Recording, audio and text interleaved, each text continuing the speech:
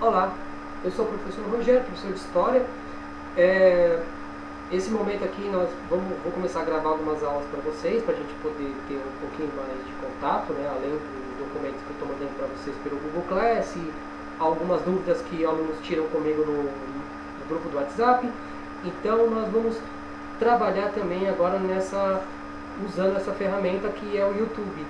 Né? Então, nós temos que melhorar o nosso contato e podermos, de uma certa forma, dialogar e conseguirmos continuar os nossos estudos para que logo quando nós voltarmos nós temos a capacidade de continuar sem problemas, sem gerar nenhum trauma, nenhum problema nesse sentido. Então, o tema da aula de hoje são o início do totalitarismo. Só que quando nós falamos em totalitarismo, então qual é o maior problema de quando nós estudamos a história? Parece que as coisas surgem do nada. Então, o Mussolini, o Hitler, o Stalin, então esses grandes líderes totalitários, eles não tiraram essas ideias do nada, vou criar uma ditadura aqui. Não. Tem alguns apelos que nós temos que entender que vem desde o século XIX. Então o século XIX foi o início de movimentos que vão resultar na Primeira e na Segunda Guerra Mundial. Então, a Primeira e Segunda Guerra Mundial, tem alguns historiadores hoje que defendem a não divisão desses dois períodos, porque a Primeira Guerra Mundial ela foi um cessar-fogo apenas, mas os problemas gerados no século XIX continuaram sendo mantidos, mantiveram esses problemas durante a década de 20 e a década de 30, resultando na Segunda Guerra Mundial. Então, quando nós falamos em Primeira Guerra Mundial, nós temos que entender o seguinte, o mundo estava passando por uma transformação muito grande. No final do século XIX e começo do século XX, o mundo estava passando pela segunda revolução industrial, que era a construção de bens de consumos duráveis. Então, o início de uma revolução industrial focada na construção de carros, de eletrodomésticos, entre outras coisas. Então, até aí, as evoluções científicas e tecnológicas estavam cada vez mais avançadas e mais que estavam gerando mais a necessidade de desenvolvimento tecnológico e de consumo. Então, para que essa revolução industrial ela tivesse êxito, era preciso matéria-prima, era preciso de produtos primários para ser transformados nos produtos industrializados. Então, no século XIX, a segunda metade do século XIX, as potências europeias estavam perdendo suas colônias na América. Então, eles voltaram o seu olhar, os seus olhares imperialistas para a África e para a Ásia. Então, quando eles voltam o seu olhar para esses dois continentes, então, nesse sentido, essas potências elas queriam garantir ali o seu quinhão, a sua parte. E essas potências, elas começavam a promover certos debates diplomáticos para não ir para o conflito, levando em consideração isso, sempre levando em consideração que antes do conflito há uma tentativa de acordos diplomáticos. Então houve a Conferência de Berlim, que foi a divisão da África de uma certa forma de outra, Então eles pegaram o mapa da África, colocaram numa mesa, pegaram régua e cortaram o mapa da África dividindo para cada território. Então, no caso aí, nós temos que levar em consideração que a Alemanha e a Itália ficaram com territórios que não eram tão atrativos, que não tinham tantas fontes de matéria-prima como eles desejavam. E isso vai gerar um descontentamento desses países, que vão começar a questionar essa divisão da África. Então, esse foi um dos motivos da Primeira Guerra Mundial, que foi esse descontentamento dessas potências sobre a divisão da África. Tudo bem? Então, o segundo motivo foi uma questão de revanchismo, que principalmente na Europa, no leste europeu, na região dos países Balcãs, na região onde nós temos hoje a Sérvia, Montenegro, Croácia. Então era uma região que tinha vários conflitos ali, vários conflitos para garantir a sua integridade de seus territórios. Então a gente percebe que a Europa ela não era um continente pacífico também. Então essa questão é importante a gente levar em consideração. Então, houve uma tentativa de uma conferência ali em Sarajevo, que é a capital da Sérvia. Então Sarajevo, ali existia uma certa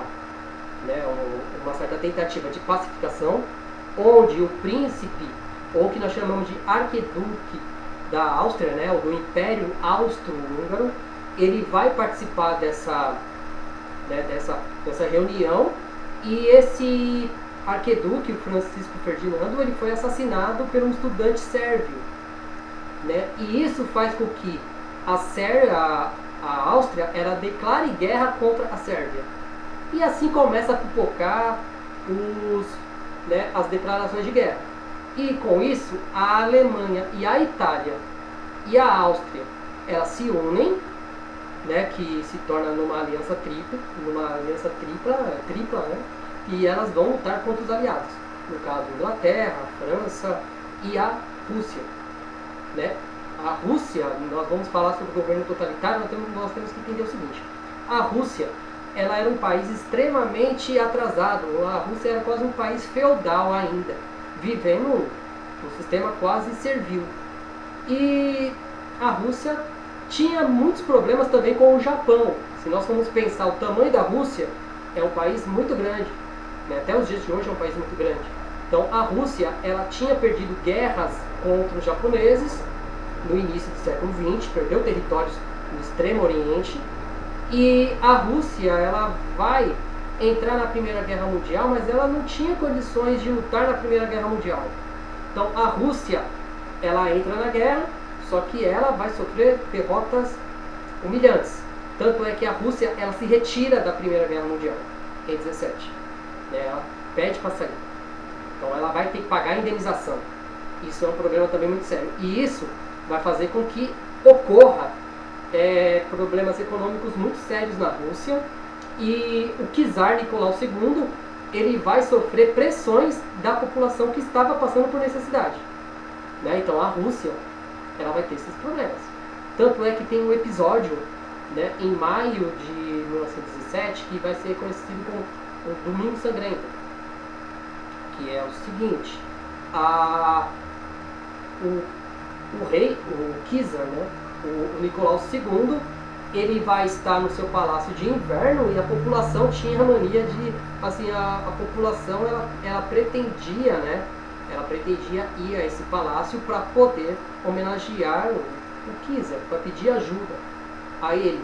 E ele vai encarar aquilo como se fosse um movimento para tirá-lo do poder, e ele vai mandar metralhar a população, né? Então isso vai gerar um descontentamento geral, e vai ter aí os bolcheviques que já estavam, né, os bolcheviques e os mencheviques vão se unir e vão derrubar o governo russo. O czar vai ser preso, né? Os mencheviques, eles eram liberais, então eles queriam manter uma monarquia constitucional, e os bolcheviques, que eram a ala radical, queriam implantar uma república, né?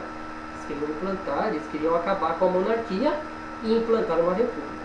Então a Revolução Russa, ela aconteceu entre esses dois grupos, né? Então houve uma guerra civil entre esses dois grupos, entre os bolcheviques e os mencheviques, né? Tanto é que os bolcheviques, eles vão ganhar, houve o combate entre o Exército Vermelho, que era o exército bolcheviques, que tinham como ideologia o comunismo, né, o socialismo, pelo Lenin, pelo Stalin, pelo Trotsky, e eles vão lutar contra os mencheviques, que é o exército branco. No caso, o exército vermelho ganha. E instala-se uma ditadura do proletariado na União Soviética. Isso antes da Segunda Guerra Mundial. Então, o governo ali, que nós vamos discutir depois, o totalitarismo de esquerda. Lembrando que o totalitarismo não é um totalitarismo só de direita, é um totalitarismo de direita e de esquerda. E aí, nós vamos levar em consideração isso. Então, por que é importante nós pensarmos nessa questão da Primeira Guerra Mundial para explicar o totalitarismo, né? Então, a guerra, ela foi sendo travada, e a guerra, ela começa, né, ela começa aí, no caso, em 14 e vai terminar em 18. Só que, para as potências mundiais, eles estavam num período de desenvolvimento armamentista tão amplo que eles acreditavam que a guerra duraria poucos meses e já ia ser solucionada. Mas não foi bem assim, né? A Primeira Guerra Mundial durou 4 anos. E por que ela durou tanto tempo? Ela durou tanto tempo porque as mudanças, a forma de conflito vão sendo modificadas. Por quê? Os avanços tecnológicos vão criar o que nós chamamos de guerra de trincheiras. Então era aberto valas no campo de batalha e essas valas eram conquistadas, então o campo de batalha ele era conquistado palmo a palmo. E nesse momento é introduzido armas químicas e armas de destruição, no caso morteiros, gás, gás de mostarda, entre outras armas que vão gerar muitos problemas para a saúde desses soldados. Então, e com isso a guerra vai tomar um rumo muito drástico. Vai tomar um rumo muito drástico e no final, quase no final da Primeira Guerra, os Estados Unidos entram para fazer parte desse finalzinho da Primeira Guerra Mundial e acontece o cessar-fogo. Então, por que é importante nós pensarmos na Primeira Guerra Mundial como a base do totalitarismo? Porque quando nós falamos em guerras, então os países que saem derrotados, eles são obrigados a pagar indenização para os países que saíram vitoriosos. No caso, a Alemanha e a Itália, foram obrigados, a pagar a indenização e vai ocorrer um mergulho desses países em uma crise econômica muito, muito, muito profunda. Diferentemente da União Soviética, que estavam em um período de lutas internas, porque a Revolução Russa vai criar essas lutas internas, porque a Rússia ela se retira da Primeira Guerra Mundial em 17. Então, a Alemanha e a Itália elas serão derrotadas e elas vão sofrer todas as sanções, todas as punições cabíveis a elas como sendo culpadas da Primeira Guerra Mundial. Partindo desse modelo aí, nós temos alguns problemas muito sérios que vão acontecer na década de 20, principalmente porque a Europa estava plenamente destruída. Então, a Europa foi destruída porque, quando nós falamos em Primeira Guerra Mundial, antes da Primeira Guerra Mundial, então, vamos imaginar o seguinte, eu tenho um problema, então, a Alemanha e a França, elas tinham problemas entre si, em vez delas se enfrentarem na Europa, aonde que era o conflito? Nas suas colônias na África. Então, a Alemanha tinha algum conflito com a França, eles invadiam as colônias francesas na África, eles não iam lutar dentro do continente europeu. A Primeira Guerra Mundial, isso vai gerar um conflito no continente. Então a infraestrutura da Europa foi quase toda destruída. Então, nesse sentido, a Europa vai sofrer vários problemas para a sua reconstrução. Então, essa reconstrução europeia foi financiada pelos Estados Unidos. Lembrando, os Estados Unidos ele participou da Primeira Guerra Mundial, só que os Estados Unidos não teve nenhuma perda significativa no seu território. Nem na Primeira nem na Segunda Guerra Mundial os Estados Unidos perdeu força produtiva. Então, dentro dessa visão que não perdeu força produtiva, então os Estados Unidos vai financiar a reconstrução da Europa. Até aí, tudo bem. Então, só que os Estados Unidos ele tem um aquecimento da sua economia muito rápido. Os Estados Unidos ele vai ter um aquecimento da sua economia e principalmente dentro do mercado especulativo. Os Estados Unidos eles vão aquecer o capital nas bolsas de valores. Por que é importante nós trabalharmos essa questão do capital especulativo dentro da crise, que vai levar aos governos totalitaristas? É assim, então os Estados Unidos ele vai financiar essas reconstruções, só que a Alemanha e a Itália, como elas foram as perdedoras da guerra, então essas sanções vai gerar uma crise econômica profunda nesses países. Então a inflação, a inflação que eu já falei para vocês em sala, que é a perda do poder de compra da moeda vigente no país, as estruturas. Então a pobreza na Alemanha e na Itália era algo gigantesco. E a crise de 29 ele só acentuou esse abismo.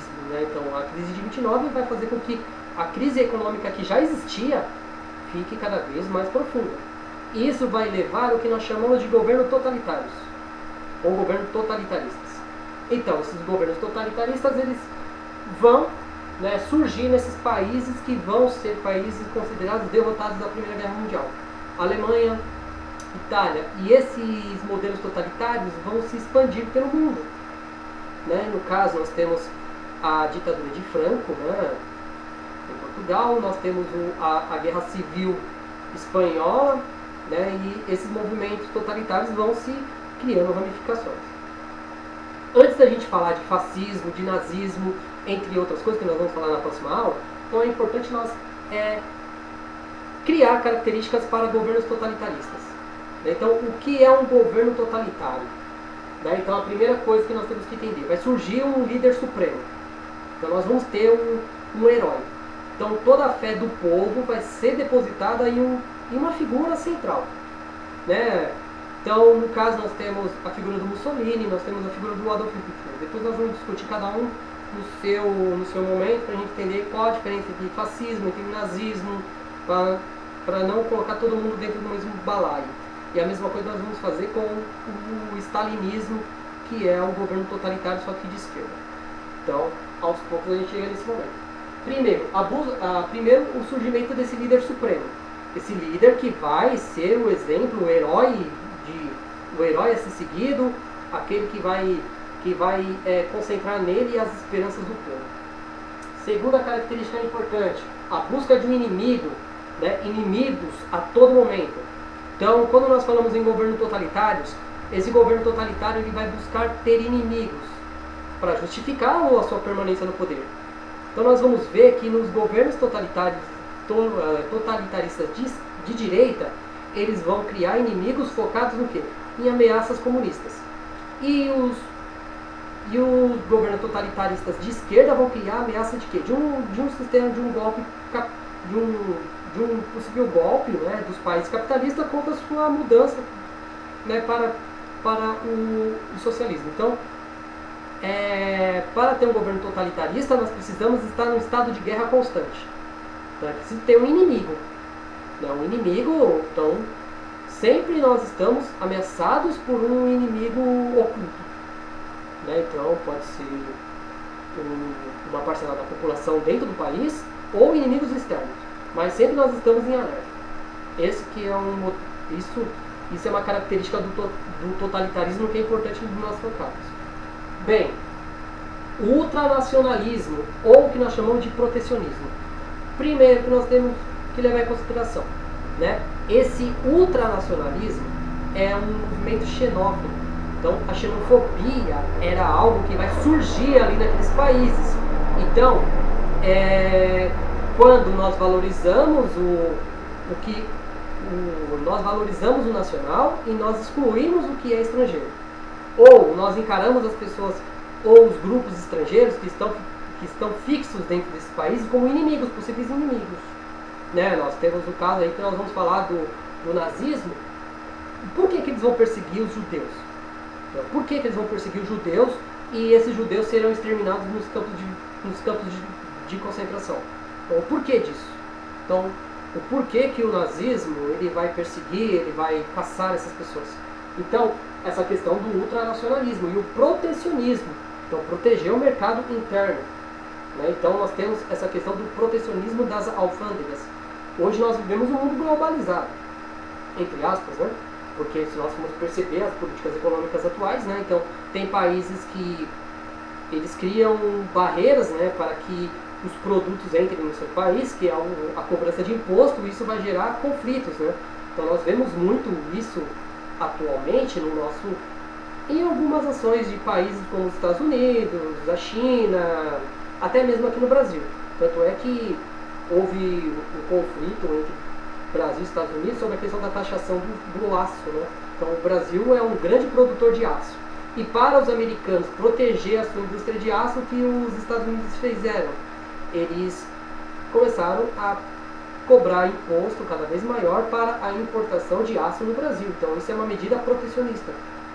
Não quer dizer que os Estados Unidos seja um governo totalitário, mas naquele período ali era preciso você proteger o seu mercado interno contra possíveis concorrentes externos. Tudo bem? Então, essa aqui é uma introduçãozinha rápida sobre a questão do totalitarismo, porque nós podemos ficar aqui falando muito sobre governos totalitários, principalmente naquele período entre as guerras. Então, gente, assim, próxima aula que eu vou postar na próxima semana, a gente vai falar sobre totalitarismo de direita. Então, nós vamos dessecar esses movimentos. O que é o totalitarismo de direita e como é que ele funciona.